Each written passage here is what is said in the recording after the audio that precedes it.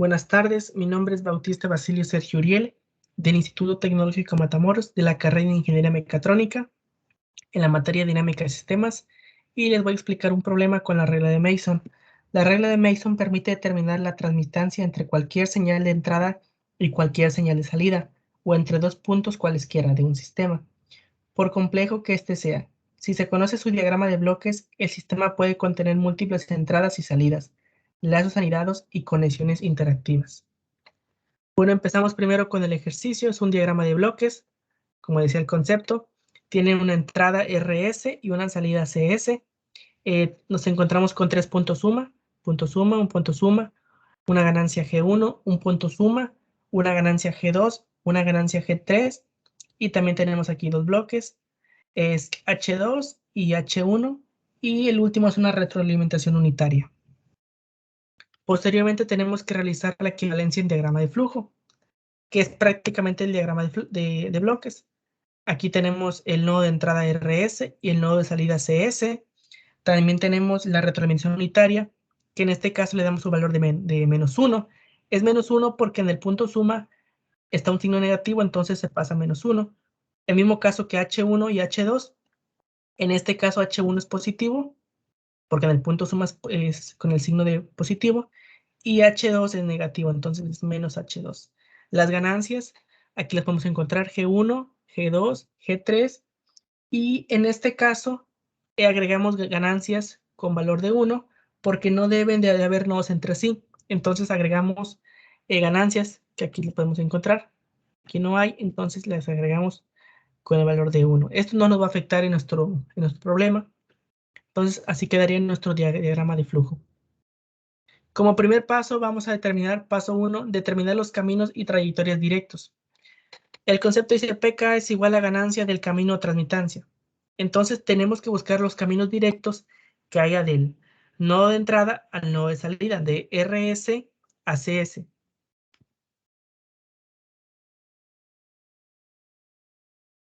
Entonces, siguiendo una misma trayectoria, nos damos cuenta que solo hay un camino directo, ya que para encontrar un camino directo deben de tener un mismo sentido.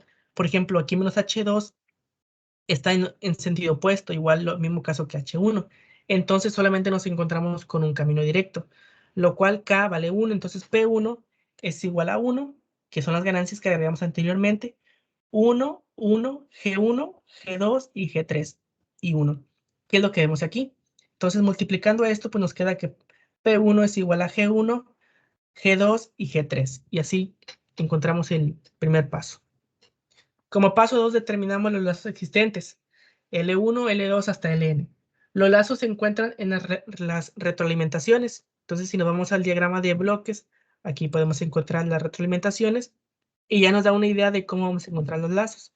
Entonces, buscando los lazos, aquí podemos encontrar el primero.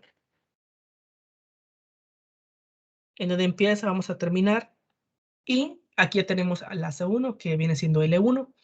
Y lo que encontramos dentro de ese lazo es G1, G2 y H1. Aquí lo podemos ver. Aquí está. Bueno, buscando más lazos, encontramos este lazo. Igual en donde empieza vamos a terminar. Entonces, en este lazo encontramos, primero, pues lo ponemos con signo negativo porque el H2 afecta a todo lo que está dentro de nuestro lazo. Entonces sería menos G2, que aquí está, G3 y H2. Entonces ya tenemos nuestro segundo lazo. Y nuestro tercer lazo lo vamos a encontrar aquí.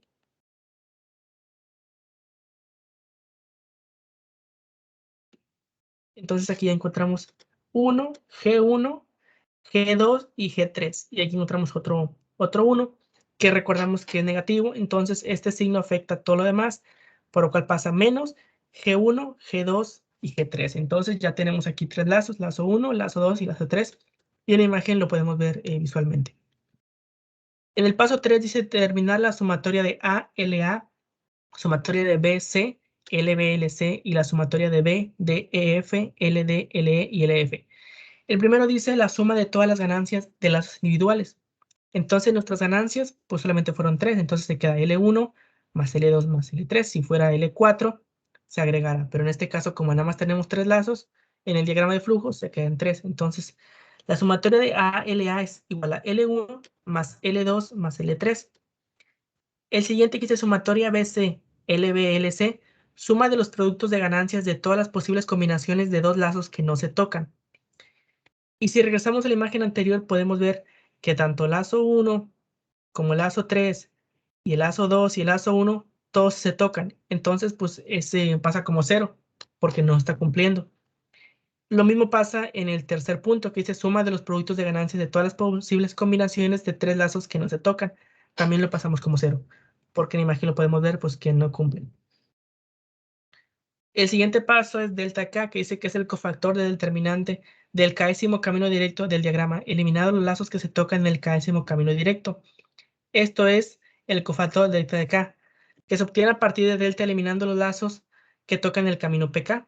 Aquí podemos ver la fórmula, que es delta es igual a 1 menos la sumatoria de ALA, que en este caso recordamos que es L1 más L2 más L3, que aquí lo tenemos, más la sumatoria de BC, que pues nos dio 0 porque no hay nada, menos la sumatoria